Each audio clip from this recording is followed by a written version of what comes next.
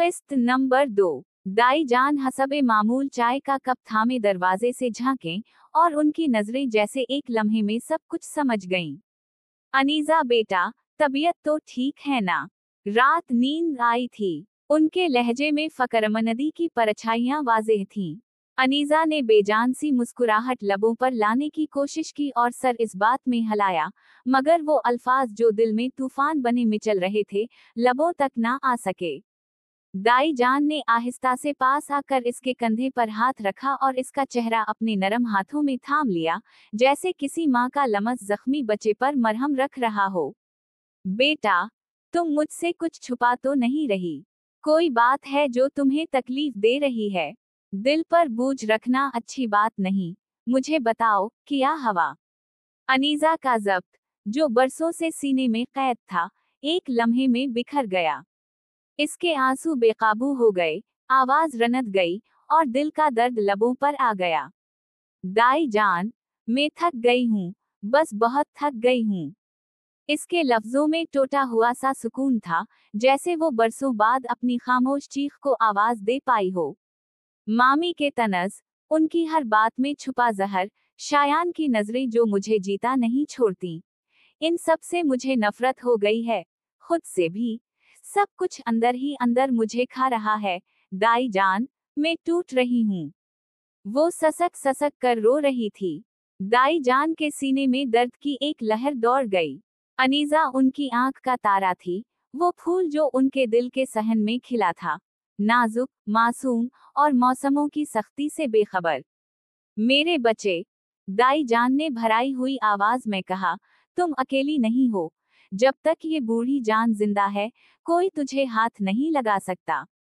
इन्होंने उसे अपने बाजुओं में भर लिया, इसकी पीठ सुहलाते हुए जैसे दुनिया का सारा दर्द अपने अंदर जज्ब करने की कोशिश कर रही हूँ। लम्हा भर को अनीजा उनके गोद में सिमट गई, जैसे बरसों बाद किसी बच्चे को अपनी माँ की आगोश मिली हो। एक ऐसी आगोश जो हर दिक, हर जख्म और हर धोखा मिटा देने की ताकत रखती हो। कमरे में खामोशी थी, मगर जज्बात की तपिश हर चीज को गर्म कर रही थी। रोशनी अब भी खिड़की से अंदर आ रही थी, लेकिन इस बार वो रोशनी थोड़ी मुख्तलिफ थी, जैसे इसमें दाई जान की दुआ का रंग शामिल हो चुका हो, जैसे वो उजाला अब अनीजा के दिल के अंधेरों में उतरने लगा हो। नगीना बेगम नाश्ता की मेज पर बैठी थीं। उनकी पेशानी पर बल वाज़ेह थे और जबान बदस्तूर शिकवा सनच। ये लड़की, अल्लाह मुआफ करे, दिन बदन सर चढ़ती जा रही है, जैसे पूरे घर की मालिक बनने आई हो। इन्होंने प्लेट में अंडे का आमलेट रखते हुए गुस्से से कहा। उनकी उंगलियां सख्ती से चम्मच को जकड़े हुए थीं, जैसे वो अपनी ही बेबसी पर काबू पाने की कोशिश कर रही हूँ। सामने बैठा शायान खामोशी से उनके चेहरे को देखता रहा। उसकी निगाहों में अजीब सा इत्मीनान, बल्कि खुद पसंदी का रंग था। वो होले से मुस्कुराया और चाय का कप उठाकर लबों से लगा लिया। अम्मी, उसने कुछ लम्हे बाद कहा, आवाज में अजीब सा ठहराव था, जैसे हर लफ्ज के पीछे कोई खास मतलब छुपा हो। मुझे तो लगता है, आपको अनीजा से हसद होने लगा है। नगीना बेगम ने जैसे झटके से गर्दन मोड़ी। उनकी आंखों में हैरत, गुस्सा और बेयकीनी एक साथ झुलकने लगा। चुप कर, बदतमीज। उनकी आवाज में लर्जिश थी, जैसे इस जुमले ने इन्हें अंदर तक चीर दिया हो। ऐसी बातें करते हुए शर्म नहीं आती? अपनी माँ से यूं बात करता है? शायान ने गर्दन झुकाकर एक नवाला तोड़कर प्लेट में चटनी में डुबोया और बड़ी बेनियाजी से बोला, सच तल्ख होता है अम्मी, और सच ये है कि आप खुद भी जानती हैं, अनीजा खूबसूरत है। इसकी आंखों में ऐसी मासूमियत है कि इंसान चाहे ना चाहे, रुक कर देखता है। और सबसे बढ़कर, वो कमजोर है, हर किसी की हमदर्दी बटोरने के काबिल। नगीना बेगम का चेहरा जर्द पड़ गया। वो कुछ देर तक खामोशी से अपने बेटे को देखती रहीं, जैसे वो इसके चेहरे पर छपे जज्बात को पढ़ने की कोशिश कर रही हूँ। उनके हाथ की उंगलियां जो अभी तक मेज पर धड़क रही थीं, अब साकत हो चुकी थीं। शायान, उनकी आवाज मध्यम हुई, मगर सवाल अब भी उनके लहजे में चीख रहा था। तुम उस लड़की के बारे में यूं क्यों सोचते हो? शायान ने नजरें नहीं उठाईं। बस एक सर्द मुस्कुराहट इसके लबों पर फैल गई, जैसे वो कुछ कहना चाहता हो, मगर वक्त अभी नहीं आया हो। क्या मैं कुछ कह रहा हूँ, अम्मी? उसने मासूमियत से कहा। मैं तो बस हकीकत बयान कर रहा हूँ, बाकी आपकी मर्जी, माने या ना माने। कमरे में खामोशी छा गई। सिर्फ चाय के चम्मच की हल्की सी आवाज और नगीना बेगम के दिल की धड़कन बाकी थी, जो अब धड़कन से ज्यादा एक बेचैनी का शोर बन चुकी थी। दाई जान ने नरमी से अनीजा के शाने पर हाथ रखा। बच्ची, थोड़ा आराम कर लो। आंखों के नीचे सियाह हल्के पड़ चुके हैं, ये थकन कहीं अंदर ही अंदर कुछ तोड़ ना दे। अनीजा ने धीरे से मुस्कुरा कर सर हिलाया, मगर उसकी आंखों की नमी छप ना सकी। नहीं दाई जान, मैं किचन संभाल लेती हूँ, उसने नरमी से कहा और खुद को मसरूफ रखने के बहाने की तरह चूल्हे की तरफ बढ़ गई। यही तो उसकी सबसे बड़ी खूबी थी, गम को अपने हाथों की मसरूफी में दफन कर देना। बर्तनों की खनक, पानी के बहने की आवाज, चूल्हे की आंच पर चाय का पतीला, एक खामोश जंग की तरह सब कुछ जारी था। तभी दरवाजे पर अचानक जोर की दस्तक हुई। अनीजा एक लम्हे को चौंक गई। चम्मच उसके हाथ से गिरने को था कि उसने संभाल लिया। दिल की धड़कन बेतरतीब हो गई। दरवाजा खिला और अगले ही लम्हे शायान की आवाज पूरी फिजा में गूंज उठी। अम्मी, पानी। आवाज में ना तलब थी, ना अदब, सिर्फ एक हुक्म, जैसे कोई नौकर को आवाज दे। अनीजा की रंगत यकदम जर्द हो गई। वो जानती थी ये महज इत्तेफाक नहीं, ये पुकार उसके लिए ही थी। एक बहाना, एक चाल, एक तमाशा। दाई जान ने पलटकर किचन की दहलीज पर खड़ी अनीजा को देखा, उसके चेहरे पर छाई घबराहट को पढ़ लिया। अगले ही लम्हे वो तेजी से दरवाजे की तरफ बढ़े। तमधारी जबान पर ताला नहीं लगा क्या?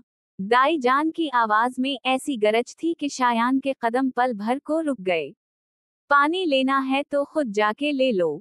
ये घर किसी नौकरानी का नहीं, ना ही तुम बादशाह हो। शायान ने चंद कदम अंदर आते हुए तंजिया कहा लगाया। ओह, तो अब आप भी शीर बनने लगें।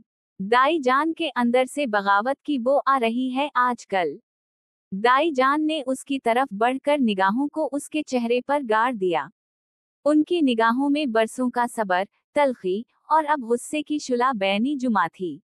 मैं जब चाहूं शीर बिन सकती हूँ, शायान। उनका लहजा फौलादी था।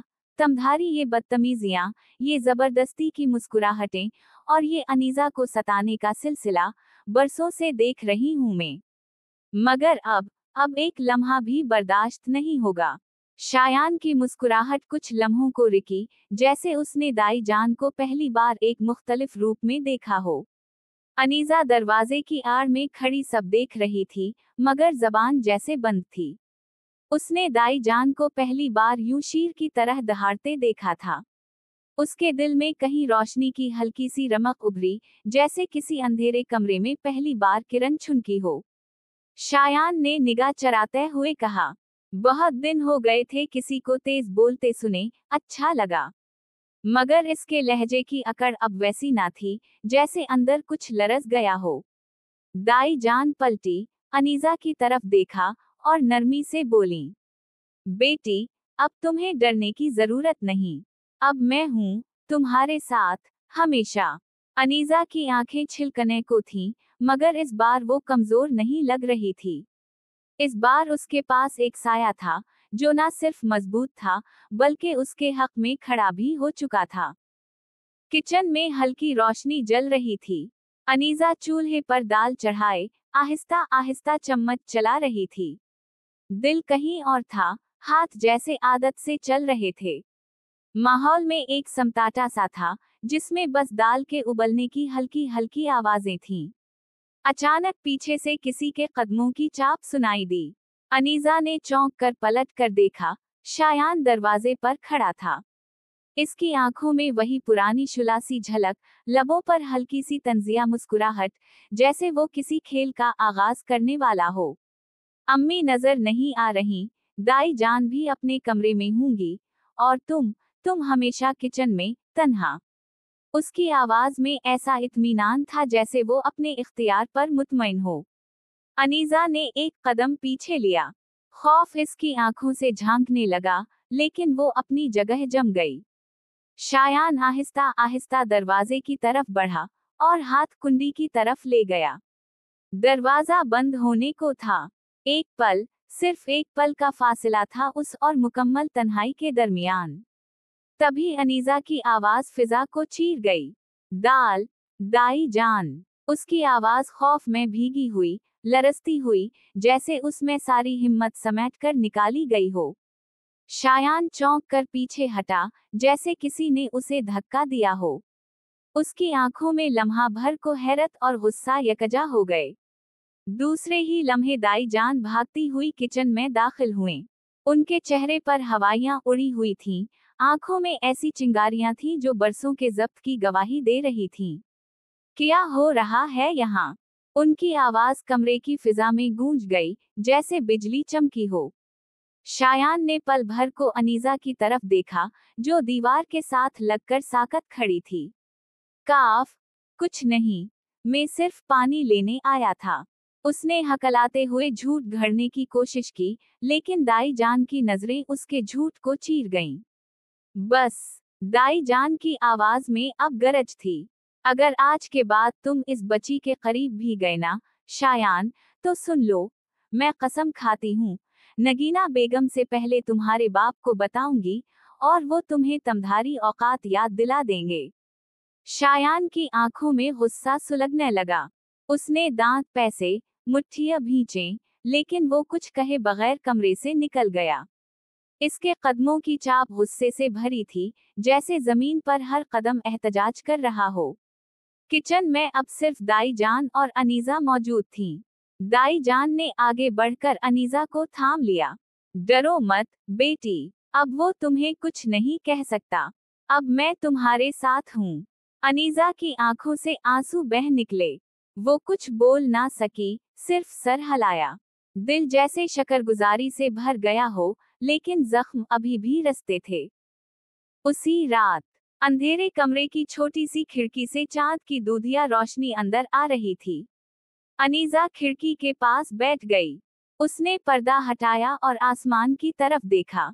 चांद पूरी आब-व-ताब से चमक रहा था, और सितारे ऐसे लग रहे थे जैसे खामोशी से इसकी बातें सुनने आए हों।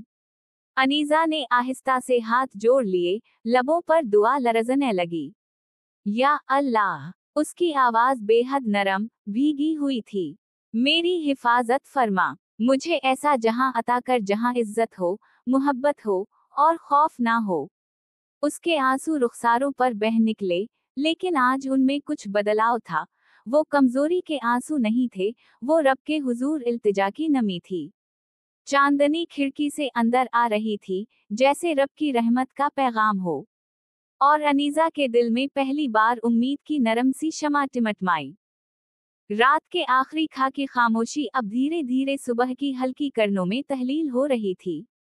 आसमान पर नीलाहट का पहला लमस था, जैसे किसी ने सियाह कैनवस पर रोशनी की पतली लकीरें खींच दी हों।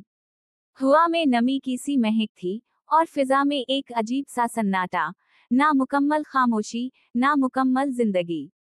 अनीजा, सफेद दोपट्टे में लिपटी, दाई जान के कमरे के दरवाजे के बाहर जमीन पर आलती पालती मारे बैठी थी।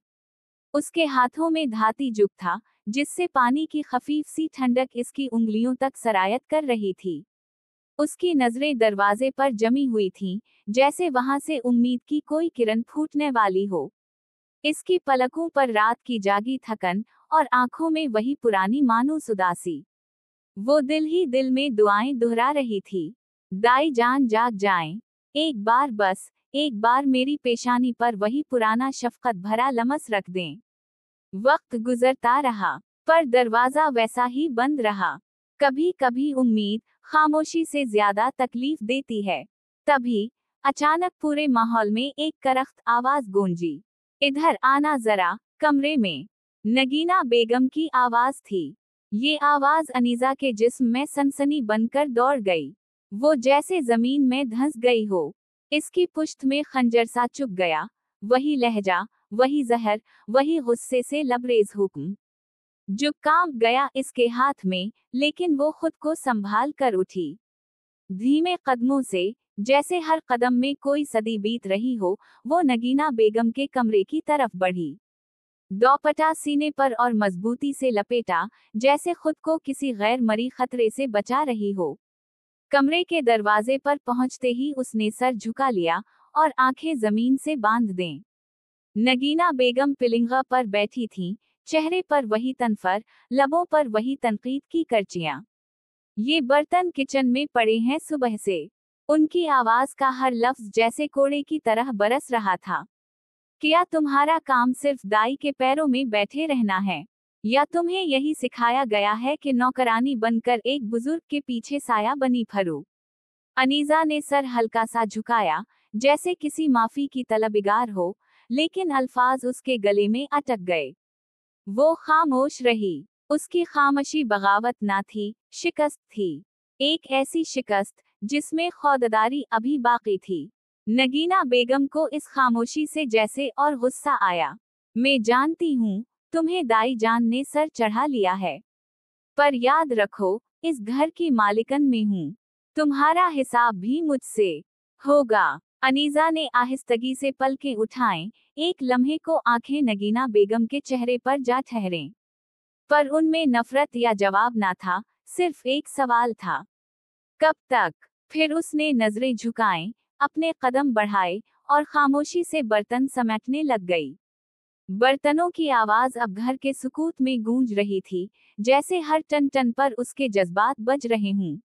दूर चढ़ता सूरज आसमान पर फैलने लगा, लेकिन अनीजा के दिल पर अभी रात थी, तवील, सियाह और सब्र से भरी। किचन की नल से बहता पानी मुसलसल शोर कर रहा था, मगर अनीजा के कानों में एक और आवाज गूंज रही थी। एक सरगोशी, जो अंदर ही अंदर तूफान उठा रही थी। तुम बहुत बदल गई हो अनीजा। पहले तुम मुझसे डरती थीं, अब नजर चरा लेती हो। शायान की वो धीमी, जहर भरी आवाज जैसे अब भी इसके कानों के करीब सरसराती हो।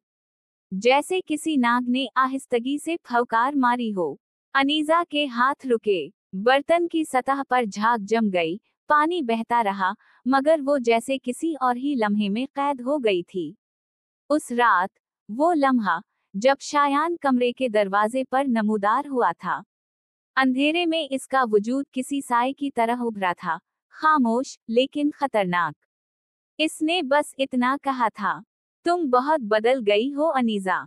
और इसकी आंखें, वो आंखें जो पहले सिर्फ हिकारत से देखती थीं, अब किसी और नियत का अक्स दिखा रही थीं, जैसे शिकार को पहले डराना, फिर झुकाना हो।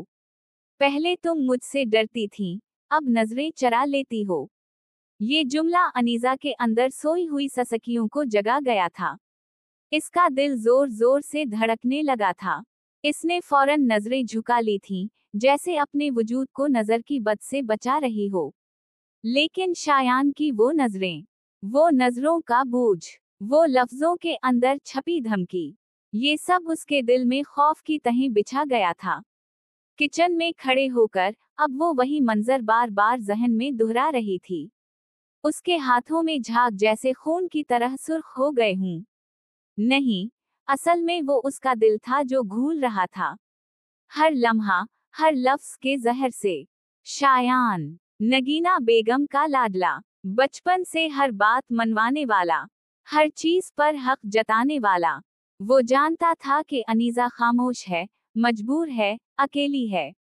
वो जानता था कि अनीजा के पास कोई पनाह नहीं, सिवाय दाई जान के, और वो भी अब बूढ़ी हो चुकी थी, कमजोर हो चुकी थी। और यही जानकर शायान दिन ब दिन आगे बढ़ रहा था, चुपचाप मगर खतरनाक अंदाज में। अनीजा के लिए ये किचन अब इबादत गाह बन गया था, जहां वो खुद को काम में खोकर, अपने दुखों को धोकर, अपनी आंखों के तूफान छुपा रही थी। लेकिन कब तक वो नजर चराकर, खामोश रहकर, खुद को बचा पाएगी? शायान का साया अब इसकी दीवारों पर भी पड़ने लगा था। इसके कदमों की आहट अब सीढ़ियों से पहले दिल की धड़कनों में सुनाई देने लगी थी। और अनीजा अब रोज इस लम्हे के इंतजार में जीती थी, जब वो अपनी कमजोरी से निकलकर किसी गैर मरी ताकत से कह सके, बस अब और नहीं। मगर उस दिन की आमद अभी दूर थी। फिलहाल वो सिर्फ बर्तन धो रही थी और अपनी पलकों के नीचे छपे आंसू किसी को दिखाए बगैर बहा रही थी। हाल में नरम धूप आहिस्ता आहिस्ता कालीन पर फैल रही थी, जैसे सूरज भी आज का आगाज सुकून से करना चाहता हो। दरख्शां बेगम नाश्ता की मेज पर झक्की प्लेटें तरतीब से रख रही थीं। चाय की केतली से भाप उठ रही थी, पराठे की खुशबू में माँ की मेहनत घली थी। और हर चीज में वो मानूस सी चाहत थी जो सिर्फ एक माँ ही अपने बच्चों के लिए सजा सकती है। सामने सोफे पर बैठा आरिज सफेद शर्ट के कफ मौरते हुए मोबाइल स्क्रीन पर झुका हुआ था। इसकी उंगलियां कीबोर्ड पर तेजी से चल रही थीं, चेहरे पर वही मसरूफी की छाप, जैसे माँ के हाथों की सजी ये सुबह इसकी तरजीहात में कहीं भी शामिल ना हो। दरख्शां बेगम ने एक नजर उसे देखा। आंखों में एक लम्हे को वही पुराना फख्र चमका कि उसका बेटा आज कामयाब है, मसरूफ है। मगर इस चमक में फौरन एक धुंध सी उतर आई, जैसे दिल के किसी कोने में बरसों से कुछ अधूरा रह गया हो। आज भी देर हो जाएगी? इन्होंने नरमी से, आहिस्ता से पूछा, जैसे कोई सवाल नहीं बल्कि दुआ हो कि जवाब नहीं हो। आरीज ने पल भर को सर उठाया। मैटिंगज हैं और शायद आज डिनर भी बाहर का हो माम। इसने मुख्तसर सा जवाब दिया, जैसे सिर्फ इत्तिला दी जा रही हो, एहसास नहीं। दरख्शां बेगम कुछ लम्हे खामोश रहीं। इन्होंने चाय के कप की जगह दुरुस्त की, फिर उंगलियों से नपकन को हमवार किया। इन हरकत में वो बेचैनी झलक रही थी जो लफ्जों से पहले दिल में आती है। आखिरकार वो खामोशी तोड़ बैठे। बेटा, मैंने बस एक बात करनी है, दिल पे ना लेना। आरीज ने भनवी चढ़ाए मोबाइल को थोड़ा नीचे किया। बोली माम। दरख्शां बेगम ने एक गहरा सांस लिया। उनकी आवाज अब पहले से कदरे भारी थी। अब जिंदगी को संजीदा लेना सीखो आरीज। आरीज की पेशानी पर एक खफीफ सी शिकन उभरी। माम, फिर वही? हाँ, फिर वही। दरख्शां बेगम अब सीधी होकर बैठ गईं। सारा दिन ऑफिस, दोस्त, पार्टी, और जब घर आते हो तो यूं लापरवाही से जैसे ये घर सिर्फ आराम का कमरा है। तुमने कभी पलट कर देखा है कि ये मेज रोज किसके इंतजार में सजती है? कौन हर शाम तुम्हारे कदमों की आवाज सुनने के लिए कान लगाकर बैठा होता है? आरीज ने नजरें चरा लें, मगर माँ के लफ्ज तीर बनकर दिल में उतर रहे थे। तुम जब छोटे थे ना, तो हर बात मुझसे करते थे। आज तुम्हारी हर बात मोबाइल और मैटिंगस से बंधी हुई है। मैं तुम्हारे लिए कोई रुकावट नहीं बनना चाहती, बेटा। बस इतना चाहती हूँ कि तुम इस घर को, इस रिश्ते को भी थोड़ा वक्त दो। आरीज ने चुपचाप चाय का घूंट लिया, फिर जैसे बेबसी से बोला, माम प्लीज, आज ना करें, सुबह सुबह लेक्चर नहीं। दरख्शां बेगम ने होंठ भैंचकर आंखें झुका लें। एक लम्हे के लिए उनके चेहरे पर वही खामोशी छा गई, जो तब आती है जब माँ की बात सिर्फ सुनी जाए, समझी ना जाए। इन्होंने आहिस्ता से सर हिलाया, जैसे दिल खुद को समझा रहा हो। ठीक है, फिर कल सही। फिर वो मेज की सिमत मुतवज्जह हो गईं। उनके हाथ चाय की प्याली में चीनी घोलने लगे, मगर आंखें कहीं और थीं। शायद उस वक्त में जो कभी वापस नहीं आता। और आरीज, वो फिर मोबाइल की स्क्रीन में खो गया, बेखबर इस एक आंसू से जो दरख्शां बेगम की पलकों से गिरा और चीनी के साथ चाय में घुल गया। मगरिब की अजान के बाद का वक्त घर में एक खास सुकून लेकर आया था। फिजा में जैसे इबादत की महक बसी हुई थी। टेलीविजन लाउंज की मध्यम रोशनी, फर्शी निशस्त पर बिछे कालीन और करीब रखी तस्बीहों की हल्की छनक, सब कुछ रूह को करार देने वाला था। सब घर वाले अपने मामूलात में मसरूफ थे। दरख्शां बेगम तकिया थामे किसी रेसिपी शो पर हनूज निगाह जमाए बैठी थीं। नगीना बेगम खामोशी से अखबार के सफ़हात अलट पलट कर रही थीं। और कमरे की एक जानिब फर्श पर दाई जान के साथ बैठी अनीजा खामोशी से तस्बीह पढ़ रही थी। इसकी उंगलियां तस्बीह के दाने आगे बढ़ा रही थीं, मगर दिल किसी और ही गिनती में उलझा था। धड़कनों की बेतरतीबी, एहसास की झुरझरी और आंखों में छुपा कोई नामालूम खौफ। इसका दिल जैसे बार बार किसी आहट से लरस जाता। शायद कोई अंदेशा जो लफ्जों में नहीं ढलता, बस दिल में सरसराता रहता है। अनजाना, इन देखा, मगर बहुत हकीकी। तभी सोफे के अकब से शायान गुजरा। इसकी चाल में वही एतिमाद, वही बेनियाजी थी, और इसकी नजरें जैसे निशाने पर हूं। चंद लम्हों को वो अनीजा पर रुका। इसकी आंखें अनीजा के चेहरे में कुछ तलाश करती लगें। खौफ, नरमी, शायद वो खामोशी जो कमजोरी का दूसरा नाम होती है। अनीजा ने झट नजरें झुका लें, सांस जैसे कहीं अटक गई हो। इसका हाथ तस्बीह पर ठटक गया। बेटे, जरा ये पानी का जुग रख देना अंदर। दाई जान की आवाज ने लम्हे की संगीनी तोड़ी। जी नानू, अभी आया। शायान ने अनीजा पर एक और नजर डाली, और फिर जुग उठाकर कमरे की तरफ बढ़ गया। शायान की पुश्त जाती रही, मगर अनीजा को लगा जैसे इसका साया अब भी इसके इर्द गिर्द मंडला रहा हो। इसने तस्बीह दोबारा थामी, मगर दिल की धड़कन काबू में आने में वक्त ले रही थी। रात के आखिरी खा घर पर खामोशी की चादर तन चुकी थी। दर वाव दीवार जैसे सोने लगे थे, मगर दाई जान के कमरे में एक माँ की ममता जाग रही थी। अनीजा दाई जान के पांव दबा रही थी। उसके हाथों की हरकत आहिस्ता, बेजान सी थी, जैसे वो खुद अपने ख्यालों में गुम हो, या जैसे हर दबाव के साथ अपने दिल का बोझ भी कम करने की कोशिश कर रही हो। दाई जान ने इसे गौर से देखा। बेटा, तुम ठीक हो? आज दिन भर सहमी सहमी लग रही थी। अनीजा ने चौंक कर सर हिलाया। जी, कुछ नहीं दाई जान, बस थकावट है शायद। दाई जान के चेहरे पर शफकत से भरी वो मुस्कुराहट आई, जो सिर्फ वो औरतें लाती हैं जिन्होंने उम्रें परखने में गुजारी हूँ। तुम जानती हो ना, मैं सब समझती हूँ। इस एक जुमले ने जैसे अनीजा के अंदर की सारी मजबूती तोड़ दी। इसके हाथ रुक गए, सांस भारी हो गई, और आंखें वो बोझ ना सहार सके जो दिल बरसों से उठा रहा था। वो आहिस्तगी से दाई जान की गोद में सर रख कर ससकने लगी। कब खत्म होगी ये तन्हाई, दाई जान? क्या कभी मेरा भी कोई घर होगा, जहां मेरा कोई इंतजार करे, मेरी हंसी पर कोई खुश हो, जहां मैं सांस लूं और खौफ ना हो? दाई जान की आंखों में भी नमी तैरने लगी। इन्होंने अनीजा के सर पर हाथ फेरा।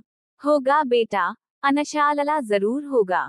वो जहां तुम्हारा होगा, सिर्फ तुम्हारा, तुम्हारा अपना, तुम्हारा जहां। कमरे में खामोशी छा गई, मगर वो खामोशी सुनाटा जैसी नहीं थी, बल्कि दुआ की सी थी।